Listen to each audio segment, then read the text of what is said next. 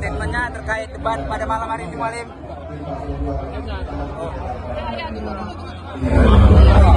Oke. Ya, terkait debat malam ini, Mualim. Tanggapannya gimana terkait debat malam ini?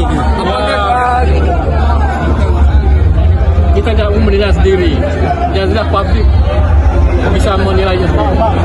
Kami pemain, jadi semua terserah kepada penonton lah, kepada anda lah, bagaimana menyikapinya. Sepertinya lebih siap, Mualim. Apa persiapan sebelumnya? Lebih santai sepertinya. Pertama ini mungkin ada persiapan sebelumnya, Mualim. Ya siap, kita kapan saja bersiap.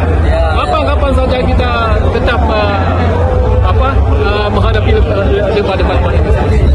Tidak ada masalah.